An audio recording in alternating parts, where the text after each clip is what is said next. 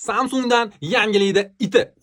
Xullas kalom 22-iyul kuni Samsung o'ziga o'zi yangilanish berib, yangi prezentatsiyasida Z Fold 8 ni chiqardi. Noda chiqarish kerak edi-yu deb o'ylashinglar mumkin. Yo'q, umuman boshqacha dizaynda chiqardi.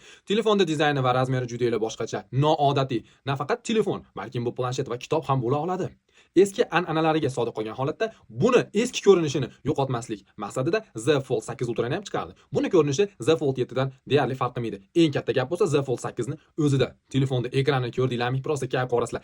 Yangiliklarga keladigan bo'lsak, telefonda sun'iy intellekt prosta jinni darajada. 2050-yilda sun'iy intellekt bilan deyarli bir xil ishlayapti. Kayf qorasizlar. Xullas, shunaqangi katta telefonga kichkinagina qilib 4800 mAh batareya joylashtirib qo'yishibdi.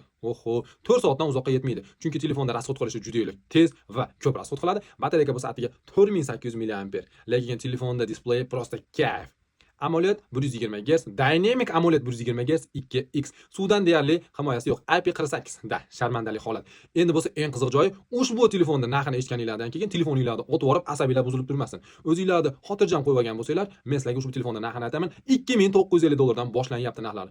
Oho! Shu ham narx bo'ldi-yu. Buni puliga 3 ta S26 Ultra beradi jigarlar. O'zi aslida bu telefonni Samsung o'zi o'ylab topgani yo'q. Buni Huawei Pura X hamda Huawei Pura X Max telefonlaridan birga bir chopdi. Da. Lekin baribir dunyo bozorida bu telefonlar voabshem katta premyera va sensatsiya bo'lyapti. Xullas kalom kimga qiziq bo'ladigan bo'lsa ushbu telefonlar Mix Mobile Telegram kanaliga ularni qo'yinglar, zakaz asnosida olib kelib beramiz. Tez kunlarda O'zbekiston bozorida ko'rishinglar ham mumkin ushbu telefonni. Bitta like bosib qo'yinglar jigarlar. Sog' bo'linglar, salomat bo'linglar.